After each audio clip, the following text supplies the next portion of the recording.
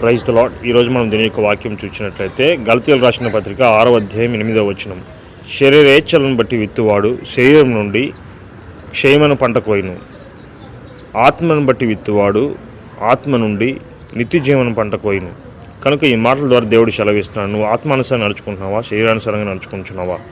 ఆత్మానుసారంగా నడుచుకున్న వారు శరీర క్రియలను చేయరు. శరీరానుసారంగా నడుచుకున్న వారు శరీర క్రియలు చేస్తారు, కానీ ఆత్మక్రియలు చేయడానికి ఇష్టపడరు. కనుక యూదా ఇస్కరియోతును మనం చూసినట్లయితే దేవునితో ఉన్నప్పటికీ, యేసుక్రీస్తు వారితో సేవ జరిగిస్తున్నప్పటికీ కూడా అతని ఆలోచనలు ఎప్పటికి కూడా ధనం మీదనే, ధనం సంపాదించుకునే మీదనే, శరీర క్రియల మీదనే ఆలోచించినట్టుగా మనం చూస్తాం. కనుక ఆత్మక్రియలు నెరవేర్చలేక చివరికి నశించి నరకానికి పోయినట్లుగా మనం చూడగలం. ఆత్మానుసంగా నడుచుకున్న వారు పేతురు అయితేనేమి, తర్వాత శిష్యులు అయితేనేమి, వారు తన శరీరాన్ని కూడా ప్రాణంగా పెట్టి దేవుని కార్యాలు జరిగించటకును, దేవుని రాజ్యాన్ని నిత్య జీవాన్ని పొందుకున్నట్టుకును ప్రయాసపడినట్లుగా మనం చూడగలం. మనము అలయక మేలు చేయదుము, అలయక మేలు చేసేదిమే కానీ తగిన కాలమందు పంట కోతమని వాక్యం సెలవిస్తున్నాడు.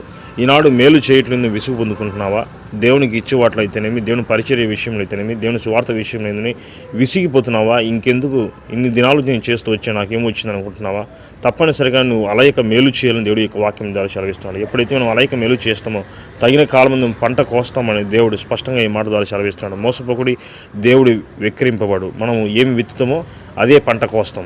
ఈనాడు దైవజనులు డబ్బు కోసం సేవ చేస్తున్నామా, లేకపోతే దేవుని కొరకు ఆత్మలు రక్షించాలని ఆశతో ఆసక్తితో సేవ చేస్తున్నాం? ఒకసారి పరీక్షించుకోవాలి. నీవు అలాగే విశ్వాసంగా మనము స్వార్థంతో మన జీవితమే చాలు, మన కడుపే మన దేవుడు అన్న రీతిగా మనం ఉంటున్నామా? ఆయన నిష్పక్షపాతంగా సువార్త ప్రకటిస్తూ దేవుని సన్నిధిలో ఉన్నాము, భయం కలిగి ప్రవర్తిస్తున్నామా? ఈ మాటలు దేవుడు ఈ వాక్యం ద్వారా సెలవిస్తున్నాడు, హెచ్చరిస్తున్నాడు. Praise the Lord. ఆమేన్.